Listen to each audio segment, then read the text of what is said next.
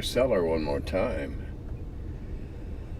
Got a whole bunch of stuff to go over tonight. I have several pages here, so we ought to just dive right in. Oh, yeah, all right. What's my opinion on the rule in the AD&D Dungeon Master Guide's appendix post where Gary pretty much said if you want to change the rule, you can, just be consistent with doing it. I will add, do you think there's a better way to have something like this? Well, I know exactly what Gary was saying. It was the same. It was the same thing that I was saying in every foreword that I wrote to every one of the supplements to the original little core books, and that is they're not etched in stone. They're guidelines. We think they're pretty good ones, but hey, if you've got a better way to go, we got no objection to that. There may have been something that somebody found offensive for whatever reason back in the 70s, early 80s, whatever reason, the group sensibilities or whatever. Don't do it. Okay, just don't. No problem.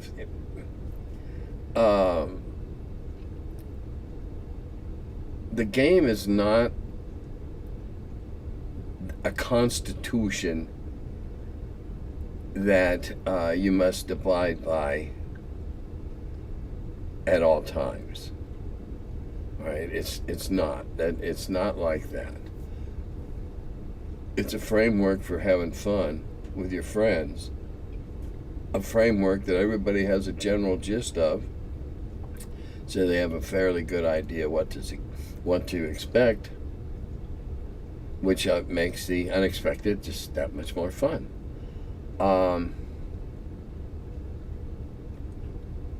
Is there a better way to do this? Well, for years we house ruled things. If everybody at the table thought, oh, that's stupid, we ought to do it this way, and the DM was okay with it, all right, it wasn't a game breaker, go ahead, that's a house rule. There's nothing wrong with house rules. In fact, I have a lot of belief and faith in house rules. There's several board games that we play here in my basement that we have house rules for. Something that just isn't quite covered in the rules or isn't vague. We all decide, okay, we all think it means thus and such, or the majority of us think it means thus and such. Well, that's what it means from then on. Now, you have to be consistent in that you always have to be wary of the game breaker. You can't change a rule and not expect some changes to the format and the structure and the play of the game. Now, when you do, they should be minimal disruption.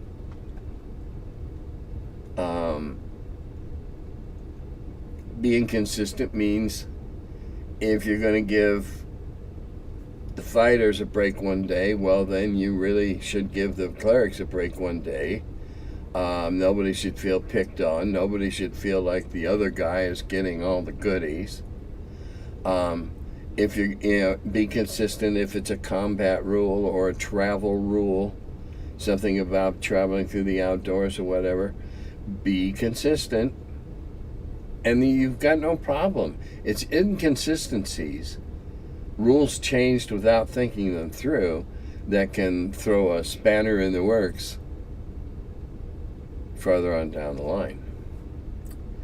In Strategic Review number 2, Joe Fisher published the Ranger class.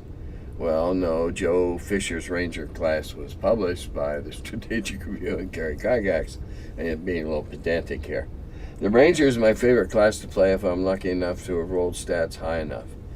Do you know if there's any discussion on the Ranger and its inclusion as an official class at TSR before it was added in AD&D? The Ranger, things happen in D. Imagine a big lava pool, and every once in a while a bubble rises to the surface and pops. and the surface of the pool is shaken up a while, changed, and then goes back to being a bubbling, seething pool. Every once in a while, one of those bubbles has something in it that's been cooking, and a class might come out of it. A book or a series of books might become popular because of it. Everybody knows the Ranger is Strider. As I recall a conversation Gary and I had about the Ranger, because it was published before I got there, he said it was basically a sop to the Tolkiens, who all thought that Aragorn, was some hot shit and something special. And so, okay, here's the Ranger. You can't be Aragorn, but here's a facsimile thereof in terms of player character. What became official in AD&D were a lot of the unofficials that we had toyed with prior to that, and they were all vetted through the upstairs mob. Those of us that were, working upstairs at the time. And the Ranger had appeal, number one.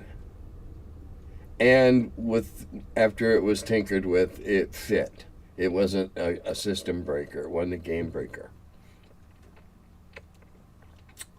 Did you ever find dungeon mastering stressful? What about when you were with strangers? How about stress as a player? All right. Number one, I'll answer the last thing first. Stress as a player. I've not played enough compared to the amount that I've DM'd to have had any serious stresses as a player. Most of the time, over the last many years, the only times I've played have been in charity games at conventions with other authors and writers and publishers and stuff, and we're there to have fun. So no, there's no stress there. Can DMing be stressful? Yes, it can. Certainly it can.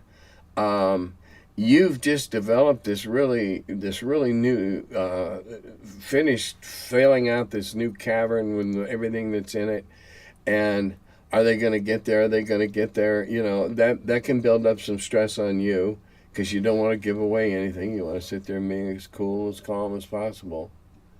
So that's a minor stress. I've seldom had stress that was serious enough that I had to act on it. At convention games, if I've got a knucklehead at the table, well, I just usually deal with it with humor. Though the famous Gary Kahn incident didn't end up so humorous. And the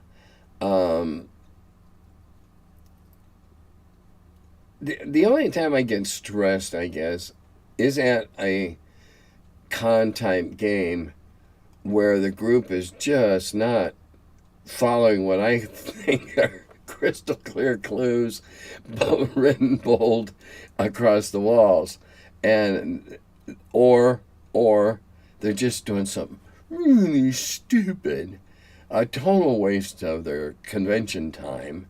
And if it was in a real life, real life, there's a term for you, a real life game, in your campaign back home, they're just wandering around and wasting a whole night doing nothing, fighting a gazebo, so to speak. So that can be a little stressful, but nothing to induce nail biting or ulcers. I like a group that asks, especially at cons, especially when I'm running the Wheel of Blame.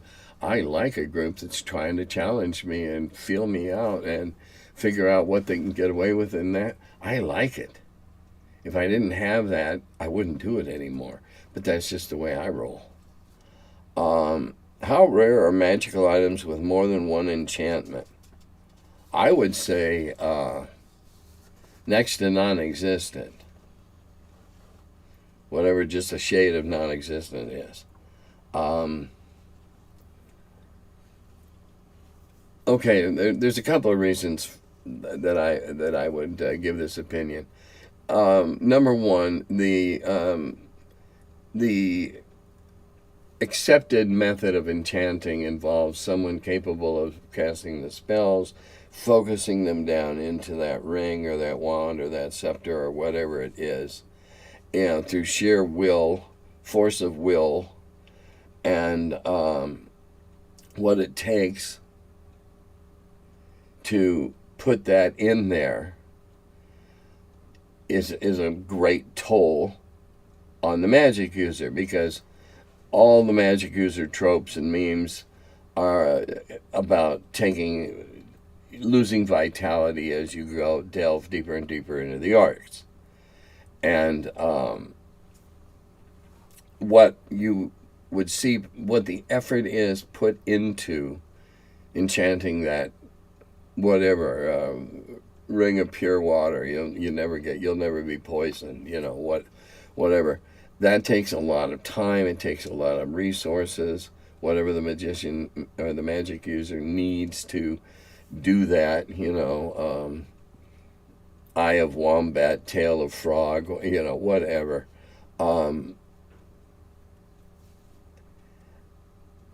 If he's not making it for himself, or she's not making it for herself, don't want to appear sexist here,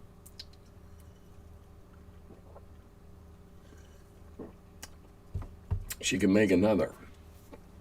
In that, what I mean is, okay, this ring, having the intent to do one thing, make another ring, because I would posit that there is a chance of destroying what you're trying to do, destroying the ring, the spell go awry. I mean, I can posit, I can allow for that possibility in any of that. So why risk it? The higher the ensorcelment, I would think, the greater the chance of failure, particularly the physical failure of a band. Now we can also get into, well, what kind of spells could be commingled in one item? And now you got to get into what kind of magic it is, and whether it's earth magic, air magic, fire magic, I mean, not as, well, yeah, as doctrines, because certain things are going to be automatically opposed to each other and negate each other. I would say next to none. The only exception I would have in a campaign or a game of my own would be some celestial / divine / incredibly evil artifact. And it would be sought after because it's too powerful or whatever. I mean, there's also this, as Gary pointed out way back when, you walk around with a lot of good loot and you now become a target. And it's perfectly within the DM's right to set up a set of circumstances of, okay, what could happen when they go into town next time. And you walk around jingling from all the gold in your pockets, and you're going to attract footpads and thieves and Mickey Finn artists. And for those of you too young to know what a Mickey Finn is, something slipped into your beer and it will knock you on your butt, kind of like a date rape drug, except they're not going to rape you, they're going to rob you. Well, they might rape you too, but they're primarily interested in robbing you.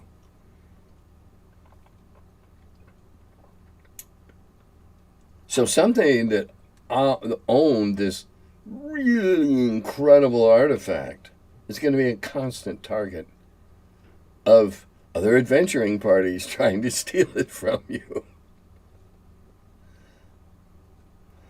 Okay, next. First, I agree with you on the DM not being the adversary. Second, did most of the original models come from conventions and competitions?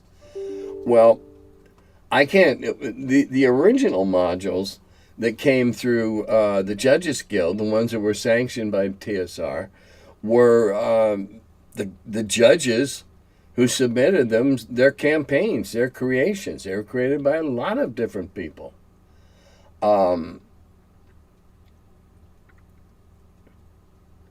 The TSR's initial, of course, was the G series, and when that was so successful, they went on to other series. And if it's got a series of, there's three in an arc, it's probably from a tournament. Back in the day when they were the official D&D tournaments, there were 3 rounds. And that's why, as I've said before, we eventually went to a printed module, is so that our scoring was no longer so subjective from one DM to the other. All right, let's see.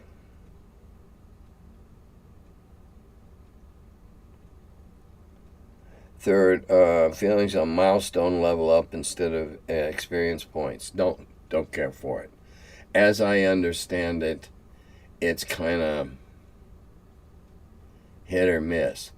Now, having said that, I used to, and if I were still running a campaign and doing points, I used to just simply say, at the end of the adventure, that evening, the afternoon, whatever, okay, everybody take about, and everybody would get so many experience points. And that was the value, because I believe in sharing. If everybody fights the ogre, then everybody gets a share of the ogre points, not who just gets the last hit and kills it. If everybody's fighting the ogre and somebody does amazing heroic to kill the ogre, well then sure, the party's certainly justified in giving them a little more, but I didn't get into that kind of stuff. Okay, everybody take 3,100 experience points. Or whatever, I just pulled that number out of the air. So that's similar, I believe, from what I understand about milestone. And it was just tons easier for me as the DM. And I only ever once got challenged that maybe I'd shorted them by a few hundred points. And of course, being a DM in training then, because this was the Carbondale group, I pointed out that such and such weren't worth full points because they were sickly and weak and old. So, of course, as a DM, I never did wrong. Okay. I have 2 thoughts about sailing adventures. Thinking as a player, never get on the boat, never. The DM has been flipping through the monster books and looking at those sea monsters going, I want to use these. When will I use these? They're going to send giant squids and sea serpents for a TPK. A reasonable paranoia. Thinking as a GM, I once made a seafaring one-shot where the sea is laid out on cardboard painted hexagons. The players can move the boat to the next hex and flip it over to get the next encounter. It's like a random encounter table the players interact with. It was so much fun, and both groups I ran it with loved the thing. I could see using it for general sea travel. What I want to stress, and what I thought I did last week, whatever mechanism works for you and your group, great. I don't advocate for an official set of sea movement rules. I don't mind seeing 3 or 4 people put out their take on it, and then you choose the one you like the best. I know how I would do it if I did it. But then, I was in the Navy for 4 years, so my view on sea and sea power and those kind of things is going to be absolutely different from somebody who didn't spend time at sea. Just subtly. Okay, on we go. I'm about to run my first official game of D&D for my kids. 10, 9, and 6. Any tips? Yeah. Sanitize it. don't make a lot of blood and guts. Chasing away the bad guys is just as good as having to croak them all. One of the things I love about the game Mouse Guard is you don't have to kill to get experience. You just have to be true to your core principles. So I was sanitizing, just like we did with the Holmes Basic, and took out the demons and the devils and the stuff we didn't want mommies getting upset about. They're your kids. You know what you can scare them with and what you can't scare them with. You know what's likely to give them nightmares. So in that regard, I can't really advise you. But what I would advise is listen carefully to novel ideas and novel solutions. Because if someone comes up with a novel solution and it works, number one, you're going to advance the storyline, and number two, that kid is going to get a sense of, yeah, I can do this, a sense of an earned sense of achievement and a sense of worth. They contributed to the total outcome of the group. That would be my first, kid friendly. They're your kids, you know. But I would say, don't make them kill it. Let them chase them off. Let them find novel ways to, bring down the bridge so it halts the pursuit. That type of thing. And listen for novel approaches. Because I tell you, some of the most fun I have at the conventions in the last couple of years have been the games where I opened to all ages, and most of them have a cut of 10 or 12 or whatever. Those young players, I love it. They think in ways that I can't foresee. They'll come up with interesting ideas and possible solutions that you, as an experienced DM, never thought of, simply because where they're coming from is so radically different than where you are coming from. Through the eyes of a 10-year-old, it is nothing like through the eyes of their daddy. Their daddy grew up with certain influences on television, in comic books, in books, whatever. They've grown up with an entirely different set. Should be fun though, man. All right, second question. Matt Colville, of YouTube, D&D YouTuber who started his own company, offered doing third-party stuff under the OG deal. Is making his own RPG and has already shot to 2 million plus on the crowdfunder. Do you think WotC bred this level of contempt with the OGL debacle, and that everyone's just looking for something new to just ditch them and their products? Well, yes and no, and I'd be willing to bet that a whole bunch of the people that have pledged into this have no knowledge whatsoever of the OGL debacle. They just don't. Not every gamer is on YouTube all day long, or any on Facebook or any of the other. Lots of them aren't. Okay, and so a thirst for something new and different, yes, because there hasn't been anything splashy and new in recent years, and this hobby is nothing if not fickle.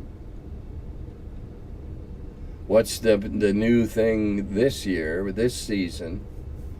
All right, and so, and I've only vaguely heard of his name, and obviously he's got enough followers or people that do know his name to get this money. Now, keep in mind also how crowdfunding works. It's like it's much like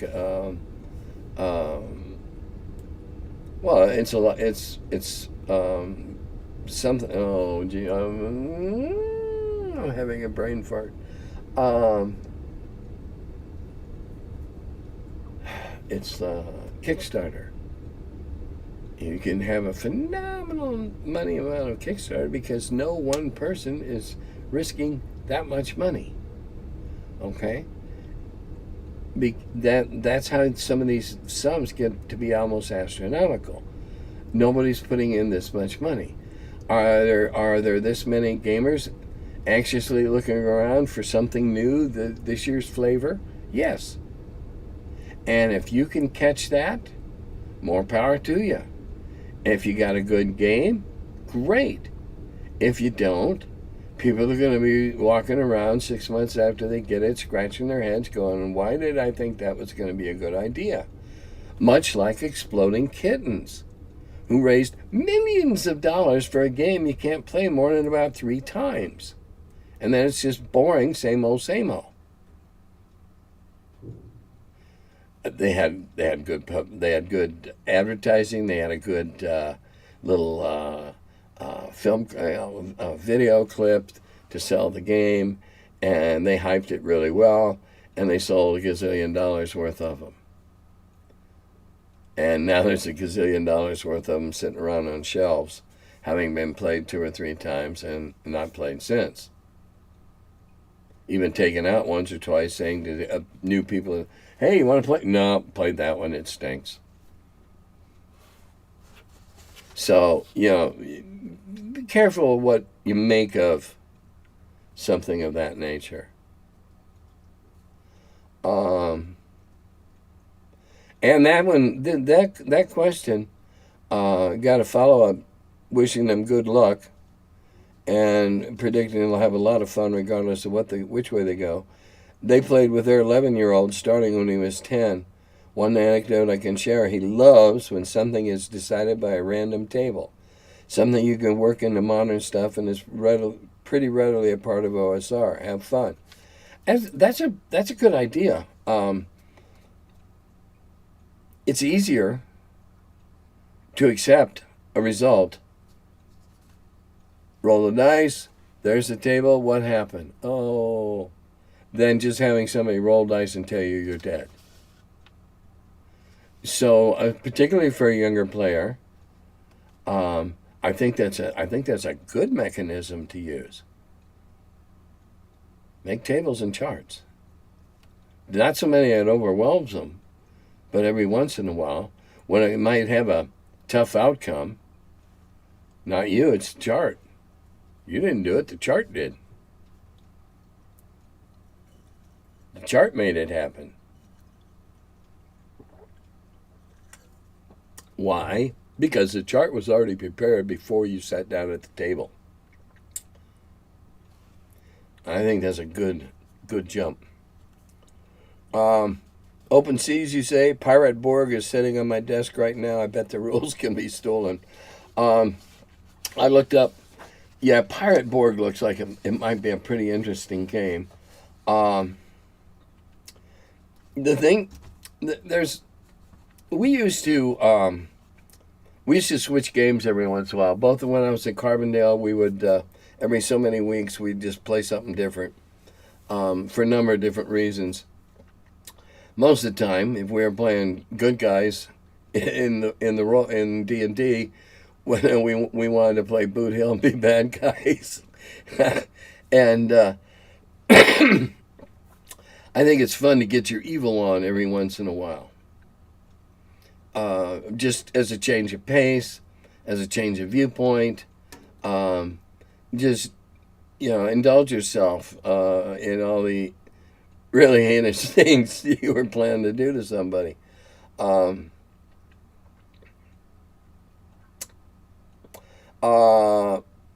Appreciated your answers to my questions. Thanks for indulging me in my quest to ensure that each episode is as long as possible. You are generous with your time. Thank you. Also, I'm so happy for you that weed is legal in your state now. Just remember, some hard asses in law enforcement sometimes use federal statutes to screw people over. So stay frosty when you want to get toasted, and FTW FTW, free the weed for the win. Well, tonight's episode is being brought to you by Hellcat number 15, which is a cross between cheetah piss and sourdough number 1. And I can tell you, it's quite tasty. Yes, it's legal here. Yes. And you know what? Because it's legal, because it's lost that little frisson of furtiveness, I wonder, is it going to be any less fun? Oh, well. I'll report back in 6 or 8 years and let you know. On listening to your replies to my nautical questions, I was reminded of Robert E. Howard Conan stories where the barbarian swims up to a boat from a remarkable distance and ensconces himself among the crew, leading to a bizarre adventure. I had this sort of thing in mind when asking about ocean travel, but I understand your point, and I think the aforementioned Conan story would fit into your approach. A further question. It seems to me that overwater travel offers up opportunities for hooks just as overland travel does, perhaps more since the ocean is teeming with unseen objects, beings, and incidents. But I wasn't quite clear on how you would approach it. I sort of got impressions that you treat ocean travel as a different space than terrestrial travel as an adventure space. Is this correct? Well, yeah, because there's a whole lot more ocean than there is forest. I mean, if you take Earth as an example, there's a lot more water than there is dirt in land. So, yeah, it's different there. As far as being hooks, oh, Lord, the kind of hooks you can have, stranded survivors floating on a raft almost dead, stuff, flotsam and jetsam floating on the currents that, tell a story. Oh, man, yeah, there's tons of hooks. Tons of ways you can do hooks at sea, just like you can on land. They're a little different, obviously. The crazed survivor that's nearly dead from sun poisoning can rave about this enormous squid that tried to pull him, succeeded in pulling him down. Oh, new adventure. Let's go kill the giant squid and get several thousand experience points. Maybe the squid's full of treasure. Who knows? So, yeah, you can do hooks at sea. I see no reason why not to. And I can think of a lot of fun you could have if you came across somebody who had been marooned. Of course, that's not the story they gave you. They beat me over my head at night and took all my, Actually, they're the asshole that got thrown off the ship by the rest of the crew. So you can, oh, yeah. I got to go into another question or I'll be all night thinking of hooks on the ocean. It's a different space only in that it's much larger, and it's, as any sailor can tell you, it's a whole, it's a whole lot of boredom broken up occasionally by fits of intense work. Sailing is pretty boring until you get to where you're going. Now, I'm not talking about a Carnival cruise line where they got casinos and swimming pools and go-kart tracks.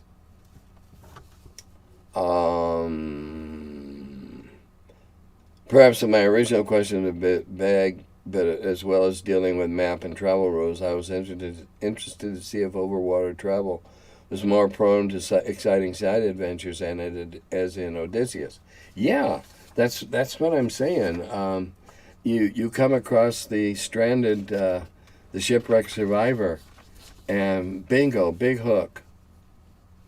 And might be true, might be lies, what the survivor says, but you don't know, and so off you go to find out. Okay, series of questions from the same individual. Did you often play with berserkers? fighters that can become werewolves. I recall you mentioned them briefly in a video. Often, no. In the old original rules, the 3 little brown books, if you got bitten by a lycanthrope, a weird creature, you were most likely, there's a high percentage that you would be infected. Then there was a high percentage that you would not make the transition successfully. It would kill you. Or it would come out. It was uncontrollable. It would come out into periods of stress and blow your cover and freak everybody out, and you'd be stuck with 12 pitchforks by the crazed mob.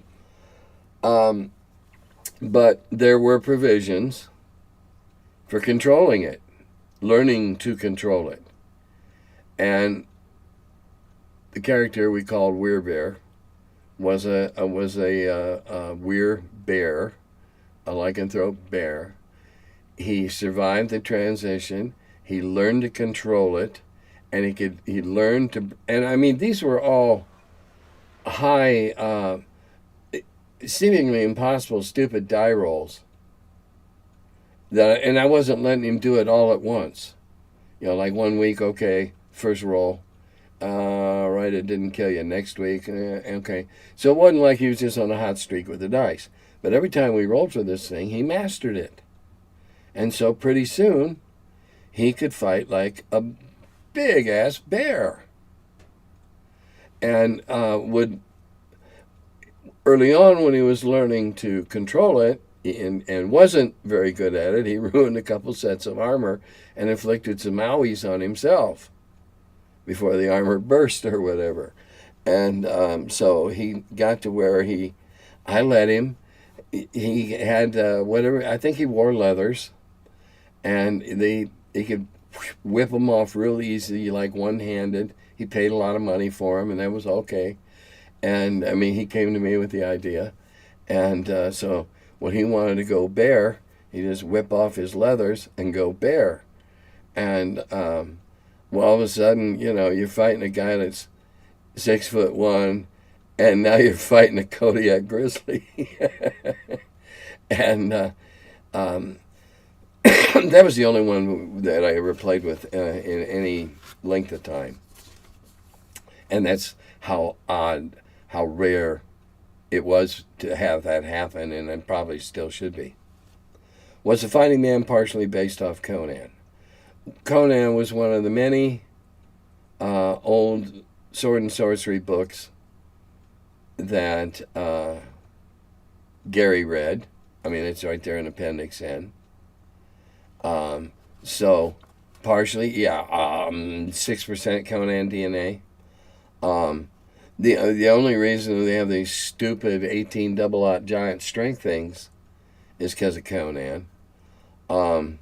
Was the magic users class development influenced by human magic in Robert E. Howard's work? And that was responded to by another one saying the magic users were influenced by Jack Vance, hence the term Vancing magic. Yeah, the magic users themselves, the characters, the physical descriptions, the human or however much human left. Anyway, number one, in all the books up to that point, it took a long time to become proficient, highly proficient. Many times along the way, you got twisted and evil. So they were older and more frail, unless propped up magically or buffed up magically or whatever. That was just the stereotype. You don't want somebody like Jack Reacher running around able to throw fireballs at you. For those of you who don't watch Jack Reacher, it's on cable, and he's this enormously buff dude.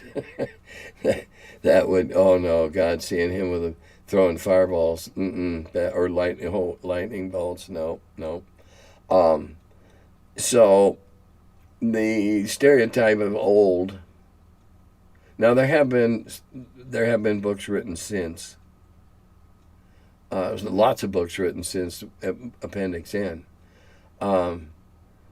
Appendix N is a compendium of the classic science fiction and sword and sorcery that we all got our influences and inspirations from.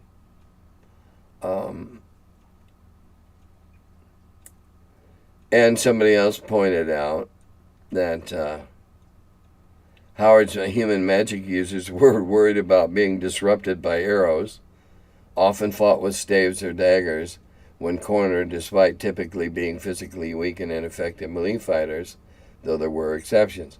Well, yeah, Robert E. Howard's not going to write the same guy and the same character every time. Okay, Tulsa Doom's got to have some unique things that makes him Tulsa Doom and makes him different from all the other guys. And there's another response. I'm sure Robert E. Howard did have influence because he had an influence on the sword and sorcery genre that came after. Lieber, Moorcock, etc., and we all know these authors had an influence on D&D. But I think that the influence is more passive than active or direct. D&D magic is a lot more flashy than REH's. REH's magic was subtle, with mysticism, summoning, and subterfuge being primary. Death touches, summon beasts, and hypnotism was the meat of his magic. Not very many fireballs, color sprays, lightning bolts being flung around willy-nilly. Yeah, that's an excellent observation. Okay, next comment. Goodman Games. The 11 names should continue. Just leave that forward and add the other modernizing verbiage. Simple. I also still like Goodman. I salute them reaching out to, while also respecting the past. Yes, and all that came to naught, and the names, Truth in Advertising, mine's one of them, are going to be left in. It's a very nice touch, and I'm grateful for it. Gratified by it, I guess is better. Quick shot across the bow about a phenomenon rearing its head in the online tabletop RPG platform space. On the possible walled garden approach that Wizbro might take over D&D Beyond, an online platform for Zoom D&D games, crudely boiling it down here, but also a resource for in-person games. DMs can look up anything from Wizbro's library, etc., etc.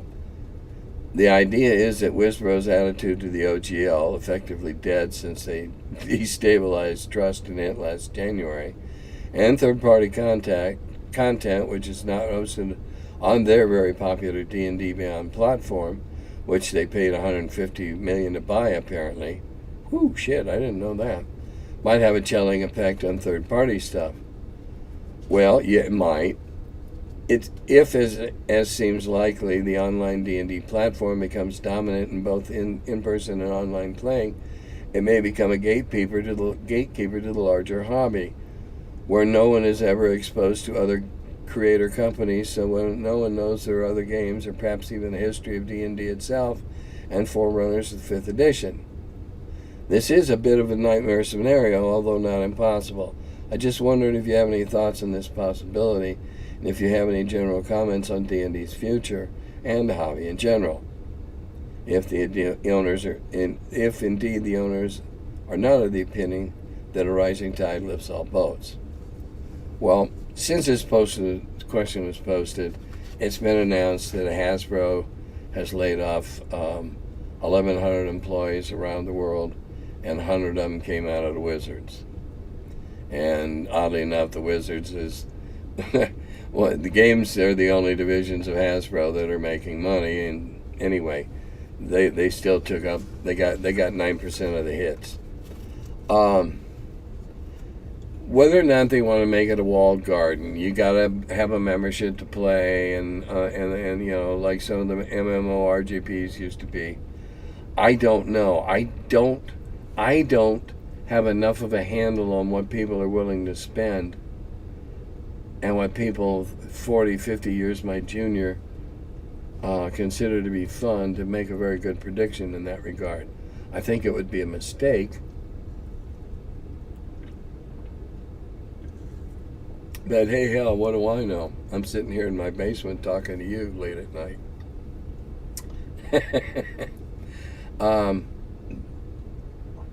I could see WotC putting up something loaded with micro purchases. An MMO RPG where you can buy better armor and stuff like that. I could see that being tried. I have no idea whether or not it would be successful. It would depend on the level of zealotry of the players. I play 2 games online that one I spend $10 a month, a micro purchase. The other one I sometimes spend that in a month. And that's just to get more stuff. The impulse buy on the little micro purchases adds up in a hurry.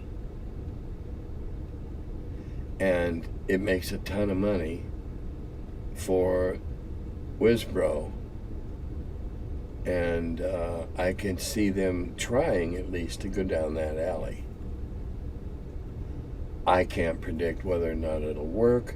Again, I don't know how deep the pockets are of the people playing 5e and playing Critical Role online and that kind of stuff. Don't know. Don't care.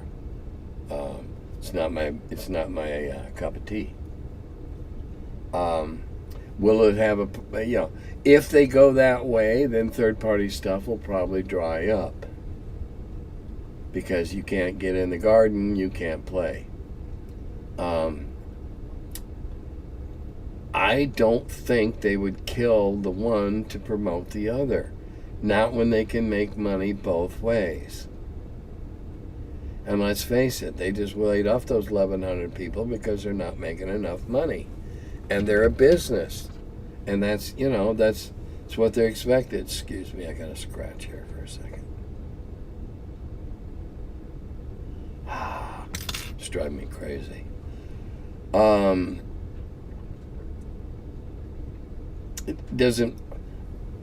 not an economist. All right. I was surprised to find out that Hasbro didn't do well recently in their last quarter of last year or whatever, that prompted all these layoffs. I was surprised that they laid off any people at all out of the only divisions that are making money. But, I'm not the guy that has the hideous job of selecting who goes and who doesn't. Does Hasbro want to... No, Hasbro has no interest, no desire, no need to sign into the rising tide theory. They don't want anybody else. They want all the money. And that's okay. They're coming into the hobby, the established hobby that we built at TSR. They have no obligation to do it any other way. Okay, let's go on.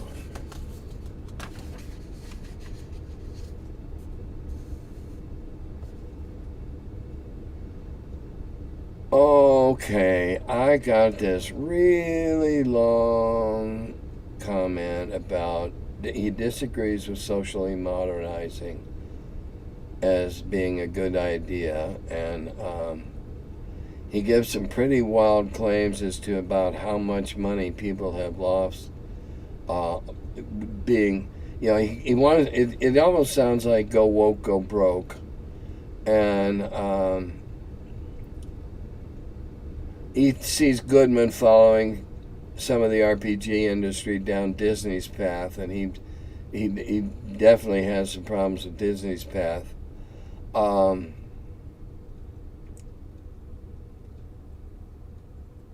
there's a problem with he sees DC Comics having problems and having to lay off some of their people, and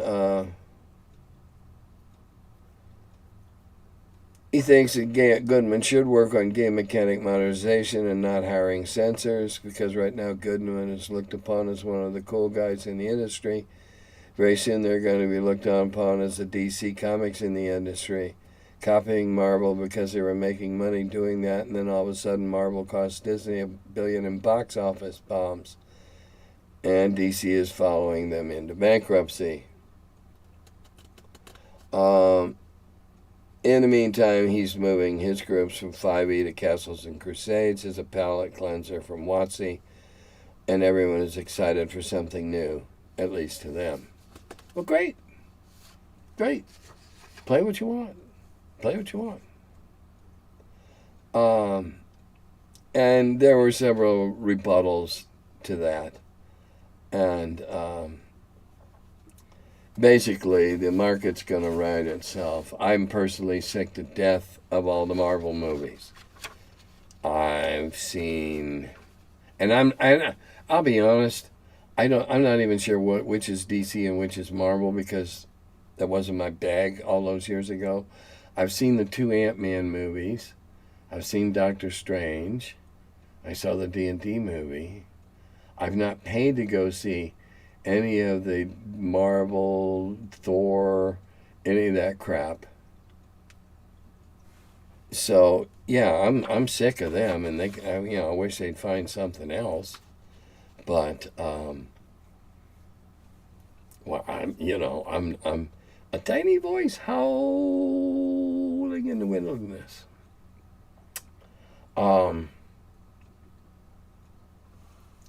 There's a real classy production being put together for next GaryCon. A first-class modular adventure thingy.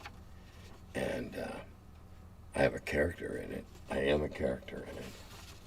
And I'll give you a real brief look at my druid. Anyway, now,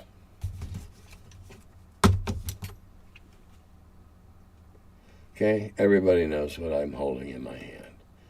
Everybody's favorite card game that doesn't involve killing and maiming. Except I'm not. Uno is an example of, and what I've got in my hand is an example of how to tweak. All right.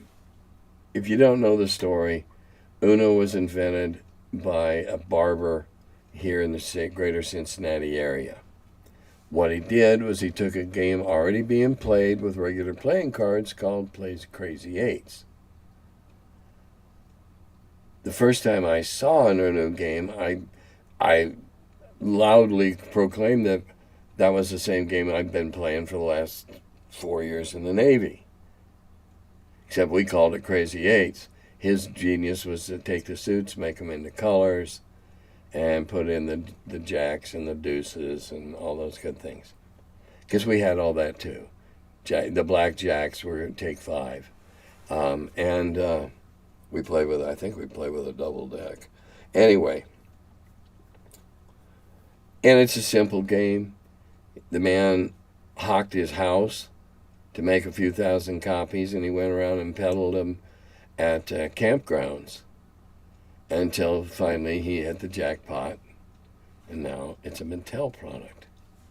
And he made a lot of money, and good for him. Now, what are the lessons to be learned here? Well, number one, he took a game already out there, same mechanics and everything, changed the face, changed the values of the faces, and called it something new, and made a gazillion bucks in the long run. All right? He didn't invent it out of whole cloth. He didn't have to conjure it out of the ether. The game was already out there. He and his friends like to play it. All right, now it's been out for years and years. And yet, what you see in my hand is probably not the Uno that you already know. Because this Uno has been tweaked. Now, a good tweak can put new juice in a game. I think they've done it here. They've also given the players the chance to learn how to break the system. All right, there's 4 new cards. One of them is pre-printed, and I don't recall the wording exactly, but what it involves is when that's played, everybody's cards that are in play are collected, they're shuffled together blind, and they're dealt out evenly around the board. So you went from having 2 cards to having 5. Ooh, that's a hose. Okay? That could have been a game buster, but it isn't. It's just a tactics buster. Now there's 3 more cards in there that are blank for you to put your house rule into. If you've got a house rule that you've always, played with Uno amongst your friends, make it a real rule and put it in there. Think up one you've wanted to play and put it in there. And now you too can have the experience of tinkering with something and breaking it. Because every house rule has repercussions up and down the ladder. I guess it should be that way. Everyone has the potential to break the system. But by doing this, by providing cards that look just like the rest of the cards in the deck, so nobody knows where they are or anything, and maybe only 1 new one, or maybe 4, they've tweaked the game and made it interesting to at least try again a couple of times to see what that 1 or more cards does to the game. And now they're going to sell thousands, tens of thousands, hundreds of thousands.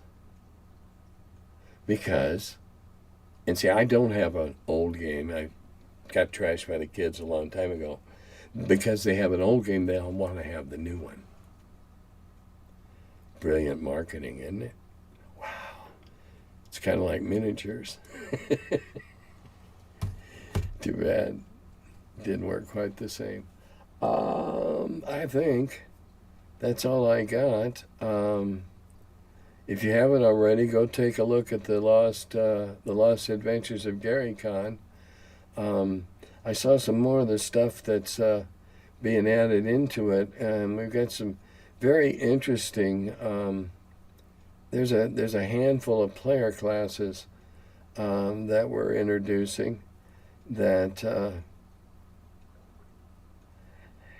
They go along with the proliferation of having to play a named character class. And that's okay, I understand that. Just about everything that doesn't say prayers or cast spells is a variation on the fighting man, the original name of the fighter in the original books. Every type of wizard, except, I'm talking about illusionists, but every type of magic user is a variation on the magic user.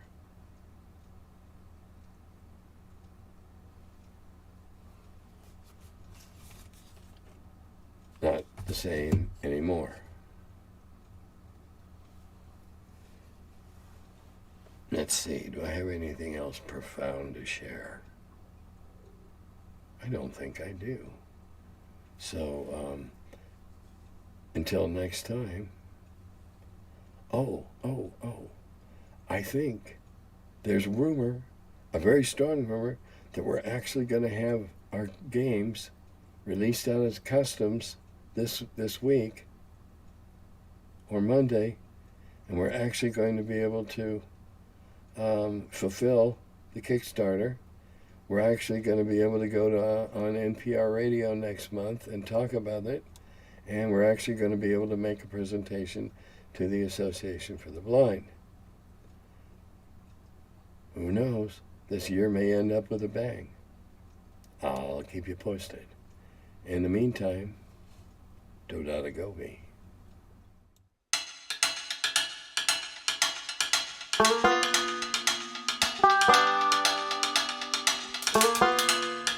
Hello, and welcome to my cellar.